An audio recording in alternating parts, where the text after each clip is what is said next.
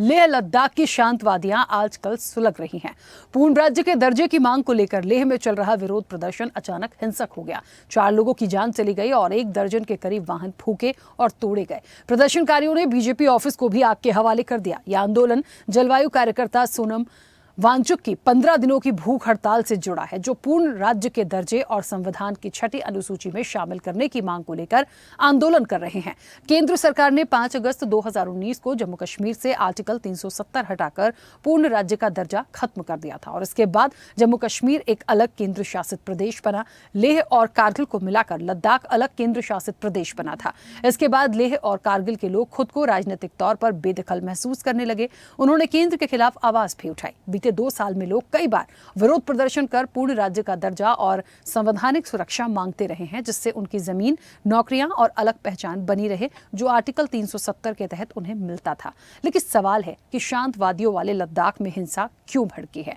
हिंसा को बेशक अचानक कहा जाए, लेकिन पिछले कुछ समय से जिस तरह से लद्दाख में स्थानीय बाहरी के मुद्दों को तूल दिया जा रहा है, उससे आरोप लग रहे हैं कि हिंसा भड़की नहीं बल्कि लेह में अरब स्प्रिंग और नेपाल के जनरेशन Z जैसे हालात पैदा करने के लिए भड़काई गई है, क्योंकि लद्दाखियों की कई मांगों को पूरा किया जा चुका था और राज्य के दर्जे 6ठी अनुसूची को लेकर बने गतिरोध को दूर करने के लिए केंद्र सरकार ने 6 अक्टूबर को नई दिल्ली में बातचीत का प्रस्ताव भी रखा है। वहीं इस मुद्दे को यदि हम समझें तो एक बात और बड़ी महत्वपूर्ण हो जाती है कि अभी जो लद्दाख के हालात हैं उन्हें लेकर केंद्र सरकार की चिंता बढ़ी है।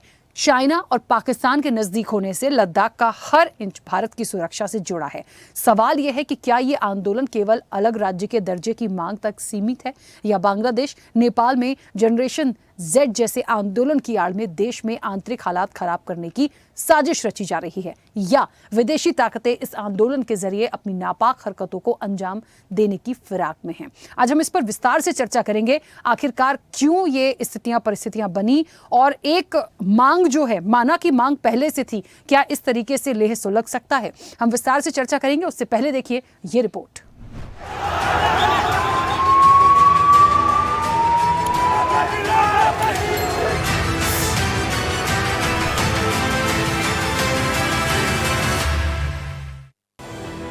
ये तस्वीरें हैं शांत वादियों वाले लेह की, जहां सड़कों पर उतरे युवा आगजनी और तोड़फोड़ कर रहे हैं। लेह एपेक्स बॉडी के प्रदर्शन के दौरान छात्रों ने पुलिस पर पत्थरबाजी भी की।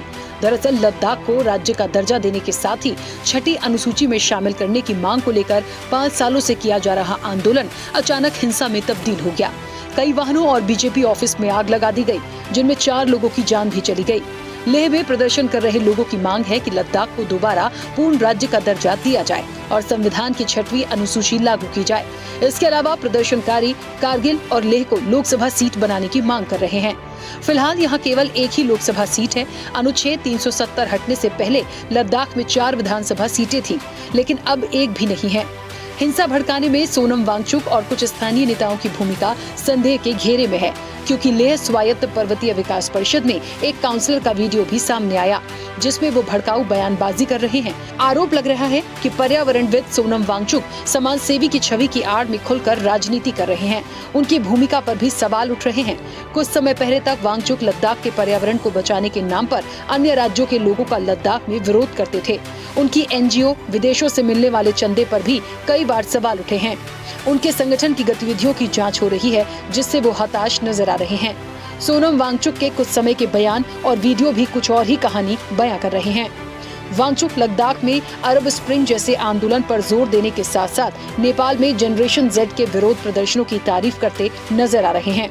हालांकि हिंसा के बाद सोनम वांगचुक ने कहा कि हमारे आंदोलनकारी कुछ भी वैसा नहीं करना चाहते जिससे देश को शर्मसार होना पड़े, इसलिए हम शांतिपूर्ण तरीके से आंदोलन को जारी रखना चाहते हैं। सबसे बड़ी बात है कि जब लेह सुलग रहा था तो वांगचुक अपना अनशन खत्म कर शांति की अपील करने के बाद अपने गांव चले गए।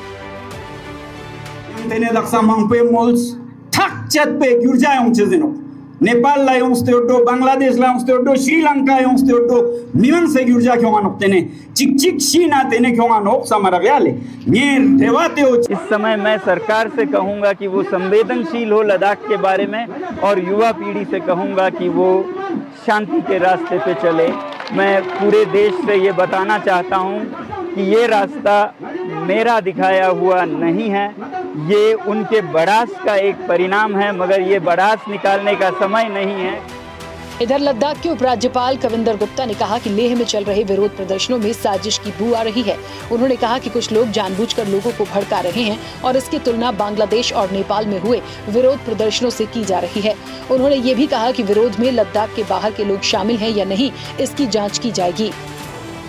इस प्रकार से लोगों को भड़काया जाना, नेपाल और बांग्लादेश के साथ उसकी तुलना करना, कुछ लोग हम आने वाले समय में आग लगा देंगे, ये कर देंगे, पॉलिटिकल पार्टीज के ऑफिस को करेंगे, लोगों के घरों में जाकर के उनको मारेंगे, ये कौन सा तरीका है? इस प्रकार के जो तरीके हैं, इसको हम लोकतंत्र की व्यवस्था के खिलाफ मानते हैं। सरकार की तरफ से भी बयान सामने आया जिसमें कहा गया कि सोनम वांगचुक का एजेंडा शुरू से साफ रहा है। उन्होंने खुले तौर पर लद्दाख में अरब स्प्रिंग जैसा आंदोलन लाने की बात कही और नेपाल के युवाओं के प्रदर्शनों की तारीफ की। आरोप लगाया गया है कि उन्होंने अपनी निजी वित्तीय अनियमितताओं से ध्यान भटकाने के लिए लद्दाख के युवाओं को ढाल बनाया और उन्हें सड़कों पर उतार दिया। सोनम वांगचुक की जो वो अरब स्प्रिंग की बात करना, जो नेपाल में ज़ेन-ज़ी का उन्होंने तख्ता पलटा, उसको अप्रिशिएट करना, बांग्लादेश में हुआ, इन सबको ये दिखाता कि ये कोई डीप रूटेड कॉन्स्पिरेसी सी लगती है। बीजेपी के राष्ट्रीय प्रवक्ता डॉक्टर संबित पात्रा ने कहा कि मामले की जांच से ये पता चला कि लद्दाख में हुई हिंसा, तोड़फोड़ और आगजनी के पीछे कांग्रेस का हाथ है। वहीं विपक्षी दलों ने लेह की हिंसा को मोदी सरकार की वादाखिलाफी का नतीजा बताया है। जेन-ज़ी का नहीं, ये कांग्रेस का ही प्रोटेस्ट था। और आप देख सकते हैं कांग्रेस के काउंसलर स्टानजिंग सेपांग ये मॉब को इंस्टिगेट कर रहे हैं एंड वो वायलेंस बीजेपी की दफ्तर की तरफ टारगेट कर रहे हैं। उसका क्लियर वीडियो भी सामने आया है। नहीं, देखिए ये तो लोगों का आउटबर्स्ट है। वो तो बीजेपी तो कहने को लिए, क्योंकि उनकी पॉलिसी उनको समझ आ रहा है आहिस्ता आहिस्ता कि जम्मू कश्मीर में जो उन्होंने 2019 के बाद पॉलिसी अपनाई वो फेल हो रही है, टोटली फेल हो रही है। पूरी मुल्क के अंदर नहीं, पूरी इंटरनेशनल लेवल पे एक्सपोज हो रहे हैं लोग। ये इनकी जो पॉलिसी एक्सपोज हो रही है, तो इसलिए अपनी जो खामियां, अपने फेलियर्स को छुपाने के लिए किसी न किसी को तो स्केपगोट बनाना ही है। हालात जब खराब हो जाते हैं तो यही बीजेपी वाले जो हैं फिर बहाने ढूंढते हैं, वो किसी और को कसूरवार ठहराते हैं। फेलियर पहले इंतजामिया का है। जब कभी इस तरह के हालात बनते हैं, पहला फेलियर जो है वो इंतजामिया का होता है। इंतजामिया को देखना चाहिए कि वो फेल क्यों हुए और इस तरह के हालात क्यों बने। इस तरह दूसरों को इसके लिए कसूरवार ठहराने से कुछ नहीं होता। वहीं देश का सबसे शांत इलाका कहे जाने वाले लद्दाख में अचानक हिंसा का भड़कना देश की सुरक्षा के लिए भी एक बड़ी चुनौती है। भौगोलिक स्थिति देश की सुरक्षा के लिहाज से लद्दाख को सबसे संवेदनशील इलाकों में से एक बनाती है। चीन और पाकिस्तान की सीमा से लगे ऊंचाई पर बसे इस इलाके में सेना की तैनाती से लेकर सड़क, हवाई और डिजिटल कनेक्टिविटी तक सब कुछ रणनीतिक मायने रखता है।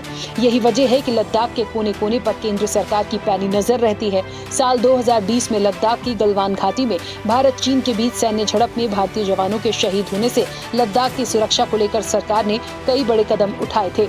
अब लेह में भड़की हिंसा को केंद्रीय गृह मंत्रालय सुनियोजित साजिश मान रहा है। हालात को काबू करने के लिए सीएपीएफ की 12 कंपनियां लेह में तैनात की गई हैं। जरूरत पड़ने पर दूसरे पैरामिलिट्री फोर्स को भी लद्दाख में तैनात किया जाएगा। चीन और पाकिस्तान के पास होने की वजह से सीमा पर चौकसी बढ़ा दी गई है। हालांकि अब तक साफ नहीं हो पाया है कि आखिर ऐसा क्या हुआ कि प्रदर्शन हिंसक हो गया, जबकि 6 अक्टूबर को लेह एपेक्स बॉडी और केंद्र सरकार की हाई पावर कमेटी की बैठक होनी थी। स्पेशल रिपोर्ट, स्वदेश न्यूज।